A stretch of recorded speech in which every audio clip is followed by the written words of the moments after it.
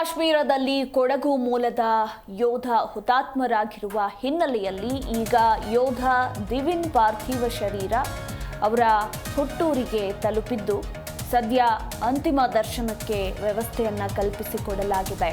ಹುಟ್ಟೂರಲ್ಲಿ ಯೋಧನ ಪಾರ್ಥಿವ ಶರೀರಕ್ಕೆ ಸಾರ್ವಜನಿಕರು ಅಂತಿಮ ನಮನವನ್ನ ಸಲ್ಲಿಸ್ತಾ ಇದ್ದಾರೆ. ಇಂದು ಮಧ್ಯಾಹ್ನ ಸೇನಾ ಗೌರವಗಳೊಂದಿಗೆ ಸ್ವಗ್ರಾಮದಲ್ಲಿ ಅಂತ್ಯಕ್ರಿಯೆ ನಡೆಯಲಿದೆ. ಯೋಧನ ಸ್ವಗ್ರಾಮ ಆಲೂರು ಸಿದ್ದಾಪುರದಲ್ಲಿ ಅಂತಿಮ ಸಂಸ್ಕಾರ ನಡೆಯಲಿದೆ. ಜಮ್ಮು ಕಾಶ್ಮೀರದಲ್ಲಿ ಸೇನಾ ವಾಹನ ಅಪಘಾತದಲ್ಲಿ ಮೃತಪಟ್ಟಿದ್ದ ಯೋಧ ದಿವಿನ್ ರವರ ಪಾರ್ಥಿವ ಶರೀರ ಹುಟ್ಟೂರು ತಲುಪಿದ್ದು ಸದ್ಯ ಸಾರ್ವಜನಿಕರ ದರ್ಶನಕ್ಕೆ ಅವಕಾಶವನ್ನ ಕಲ್ಪಿಸಿಕೊಡಲಾಗಿದ್ದು ಮಧ್ಯಾಹ್ನ ಸಕಲ ಸರ್ಕಾರಿ ಗೌರವ ಅಂದರೆ ಸೇನಾ ಗೌರವಗಳೊಂದಿಗೆ ಅಂತ್ಯಕ್ರಿಯೆ ನಡೆಯಲಿದೆ.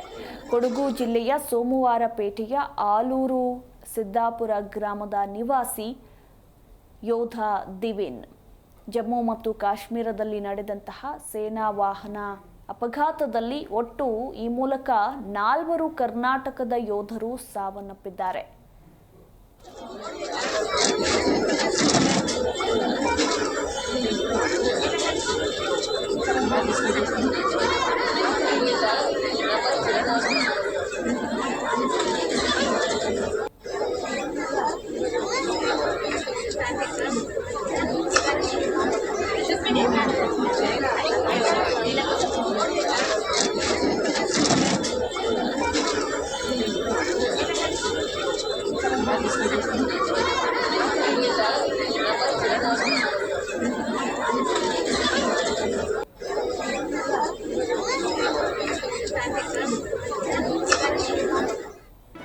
ಜಿ ಕನ್ನಡ ನ್ಯೂಸ್ ಈಗ ನಿಮ್ಮ ಮನೆಯಲ್ಲೇ ನೋಡಿ.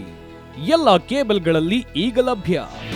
ನಿಮ್ಮ ನೆಚ್ಚಿನ ಜಿ ಕನ್ನಡ ನ್ಯೂಸ್ ಈಗ ಸನ್ ಡೈರೆಕ್ಟ್ ನಲ್ಲಿ number 292, Tata Play number 1664, Jio TV number 1334, NXT digital number 30, in cable number 30, city networks 51, U digital number 162, GTPL number 17, Rockline telecommunications number 42, Shri Basaveshwara cable number 168, rural cable network 60, Vinayaka digital 57, Abhishek cable 821, city channel 53, Siddeshwara cable network 57, ವಿ4 digital infotech 628, Surya digital networks 53, Gajanan digital number 836, Malnad infotech private limited number